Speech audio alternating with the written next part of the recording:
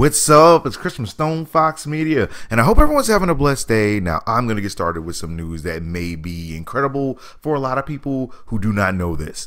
Well, in case you had not noticed, lowercase g, God of War, has been basically taking over the charts as like a future game of the year contender. Well, if you thought that this was the end of it, a la Uncharted, well, it is not true. It does appear that God of War director has said that they have 5 sequels planned for this whole entire series. Yes, 5. There's 5 more games planned. 5 more. Now, I don't know if you're going to get worn out by them, but it's 5 more. It's kind of a big deal to a lot of people. So the God of War director, Cory Barlog, that's a cool last name, like Barlog. Yeah, it sounds like a video game name. Yeah, well, he said that they have as many as 5 sequels planned for the game out in his head. That would indicate that the story Kratos and Atreus and the 9 realms of Norse myths potentially have a lot of mileage in the foreseeable future. He has indicated that the hopes for the next generation games will go out far faster than the grueling 5 years it took them to make this game. So I think now that they basically have the engine already set up, they can pretty much whip this out a lot faster than they could in the past. I mean, if you're just creating a brand new engine for something, yeah, it's going to take you quite a while to get that figured out, but once you get it, I mean, you can pretty much just roll with it. So yes, guys, there does appear to be more lowercase g God of War games coming in the future, although he said they were planned out in his head, and if he gets bumped in the head, then actually he might only have 1 sequel. Just putting it out there. Now, moving on from that, let me tell you guys what's going on in random news. If you were actually interested in the new Atari VCS, it does look like you're in luck. For those of you who are interested, Atari VCS pre-orders will go live on May 30th. Kind of a big deal, but here's like the random part of it. It's going to cost you $200, and you won't get the console until next year. Sound appealing? Sound appealing to anybody? No? Well, let me tell you why it doesn't sound so appealing. Well, the Atari VCS is basically like a Steam machine that you don't have a video card with. It's just going to come with basically a chip, and that's it.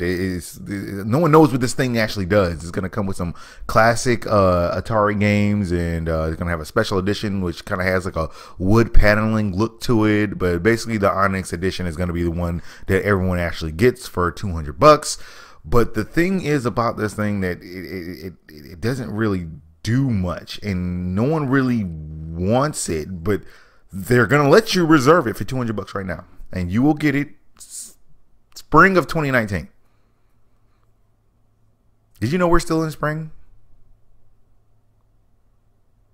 We're still in spring right now. It's May. We're in spring.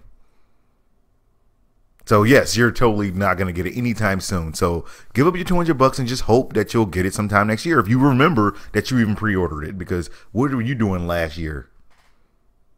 You don't remember what you were doing this day last year. You just don't. I'm just saying, it's putting it out there. Now, in my final bit of gaming news, in case you guys are actually a little bit worried about Microsoft right now, because I've been talking about games that have been making people happy. And since Microsoft doesn't really have any, it's barren out there. It's dry. It's dusty. There's nothing. There's nothing out there. I'm not going to lie and pretend like there's games. There's no games. There's no games for you.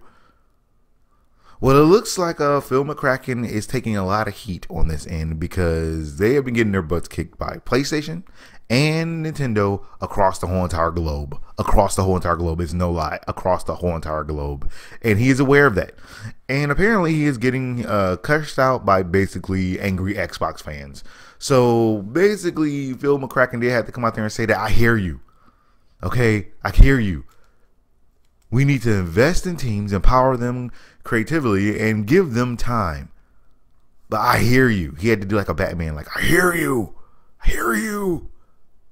Please let me know that I hear you. I hear you hearing me hearing you.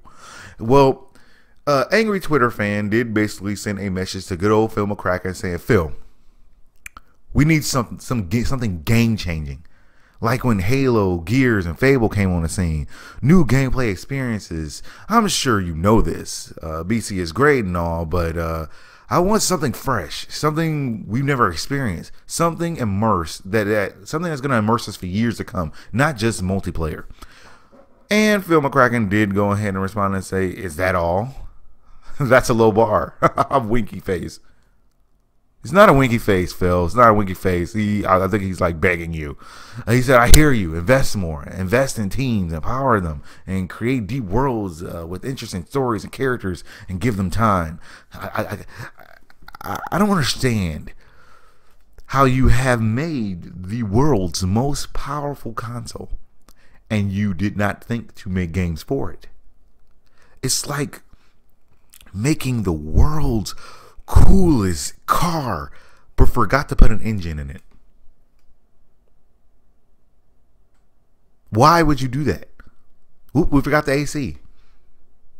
Go ahead and use this. Look. Phil, you seem like a cool guy. I don't know what they're going to do to fix this situation. I don't know what they're going to do. I don't see anything coming for E3. There's been no real hints or anything like that coming down the pipeline that I've noticed. I haven't seen anything.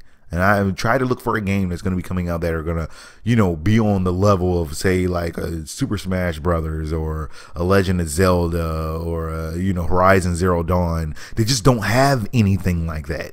And that's their biggest downfall. You can have the most powerful console all you want, but if you have no games for it, then it's just a big, expensive $500 box that doesn't do anything.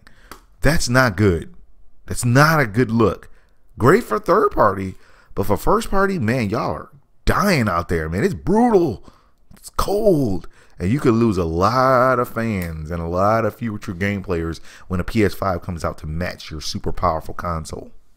Well, that's all news I got for you guys right now. Like, subscribe, follow me on Twitch, Twitter, and Facebook, as soon as my news becomes available. Thank you guys for watching. God bless, and I'll holler at y'all later.